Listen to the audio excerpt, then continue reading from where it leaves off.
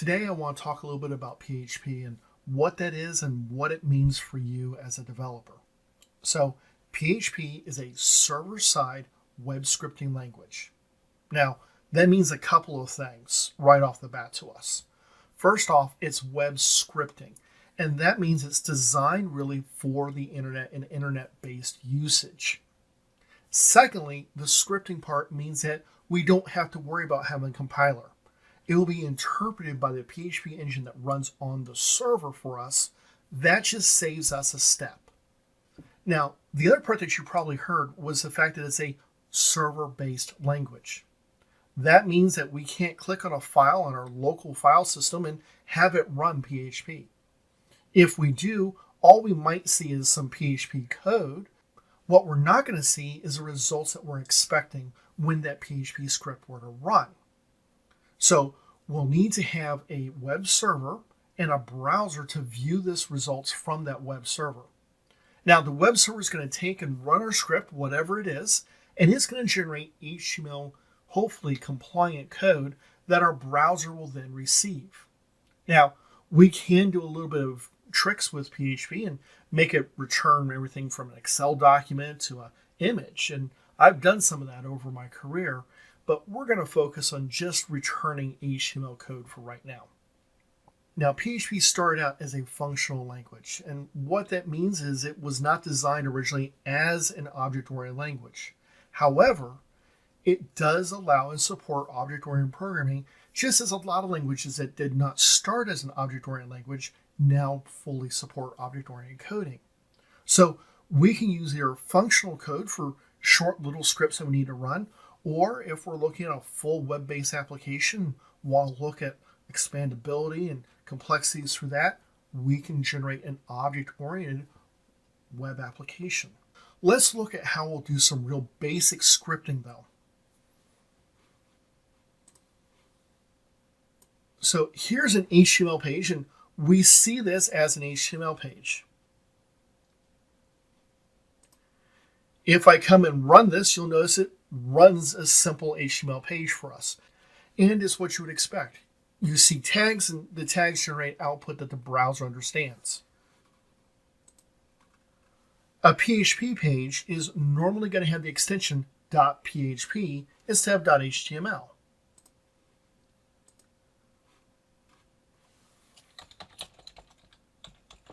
So if I take this and convert it to a .php page,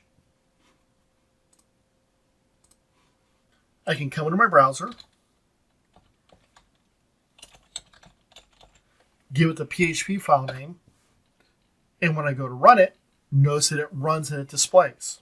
Now, there's no differences whatsoever in this particular output. And a PHP file does not have to have server-side scripting on it. Although, it really makes sense for it to, because if you don't, you're losing out on the advantage of some of the PHP. Now, how complex or how simple we're going to use, that's a different story. So back in our source code editor, I want to show you some quick examples of how we can use PHP code. So I'm going to first start to type in an HTML tag.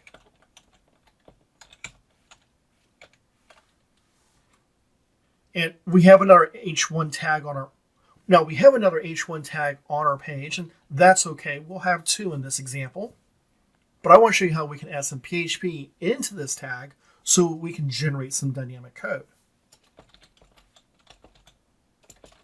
To do that, we'll need to use the PHP tag. Notice that it starts with an open angle bracket, question mark, and then PHP, and it ends with a question mark and the closing angle bracket. This is something that is required for all PHP tags. I'm going to use the echo command. And the echo command is kind of like the print command or the cout command or any of those other commands that we're used to when we're writing code out to the console. The difference is, instead of being written to the console like we're used to, now we're going to write it to the output stream. And that's the stream of information that's going to get sent to the web browser for us to view. I'm going to use a literal string, so we're going to put a single quote.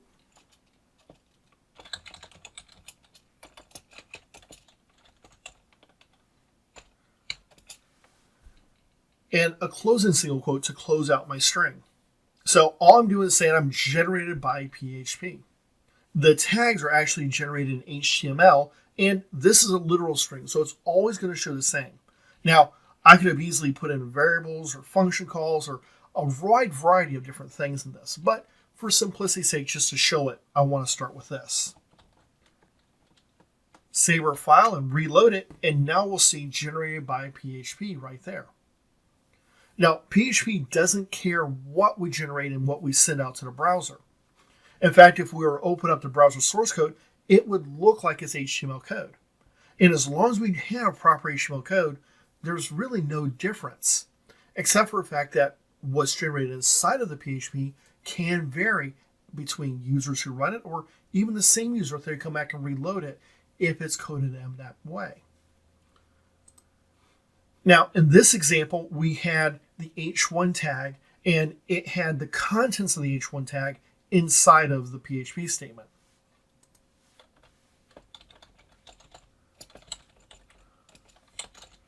We could have just as simply with our echo command done something like this, where now we're going to start generating the HTML tags as well as what's inside the tags with PHP.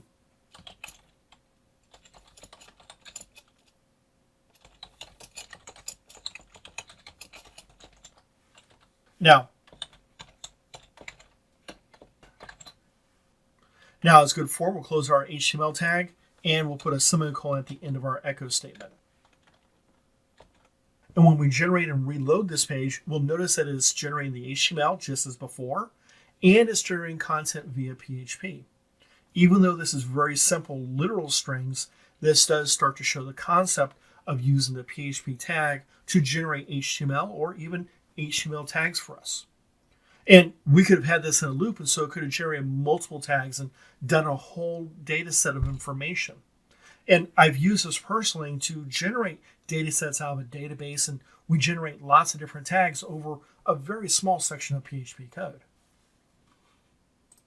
PHP is an open source language, and that sometimes means that there's a little bit of changes between versions and inconsistencies between authors who've created it. And PHP was known for having some issues in version 5. However, in version 7, they spent a lot of time working on improving its performance and its security, removing some of the security holes that were available. So hopefully, especially now, if you're using anything with PHP, you're looking at using version 7 or even looking towards version 8, which is currently in beta and being tested. Hopefully, we'll see more improvements across the board with version 8. And we know some of those are coming because of some deprecated functions that are being acknowledged. We're not going to worry about those just yet. It's just something to be looking out for in the near future. So one thing you might be thinking is there's a lot of different programming languages out there. Why should you consider PHP? And there's a couple of really important reasons. Number one, PHP is nearly ubiquitous, meaning that it's found all over the internet.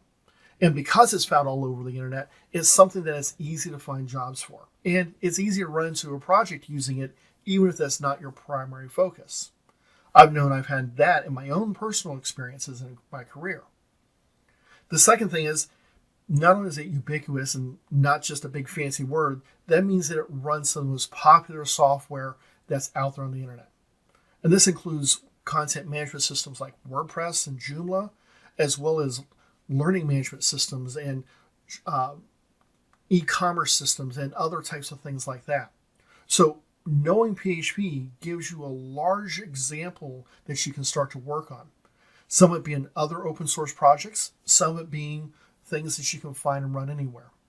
The nice thing is it's also because it is an open source project and it is free, that means that you can download and install a PHP server on your personal computer. Now, you might be saying, now, how can I run this on my server? I don't even have a server. Well, there's a couple ways that you can do this. If you even have a desktop computer, you can run something called XAMP. And XAMP comes in a couple different flavors. There's LAMP, WAMP, and MAMP. And you might go, what's that mean? Well, the L, W, and the M is for Linux, Windows, or Mac. And so depending upon which main operating system you're running on your laptop or your desktop, you can choose between one of those three systems. And the AMP, the AMP, is short for Apache, MySQL, and PHP. And so quite often we see PHP working with MySQL. So that's a very common combination that you'll see out there. And many times web servers will provide this for free with their regular hosting. So you don't have to pay extra for it like some other languages. So you can run on your own server, or you can get it on another server for relatively free. To install something like LAMP or WAMP, all you have to do is download the file and run through the setup process. You run through the setup process and it will configure, and then you can make some minor configurations as well. I personally run WAMP on my own machine. That way I can test things before I put it on a production server. I can also try new things I've never tried before and do some experiments to see if I'm going to get better performance, reliability, or other situations like that. So being able to install something like MAMP or WAMP on your own personal laptop or desktop machine and be able to practice and try these things gives you a huge advantage if you're trying to break into the web development environment.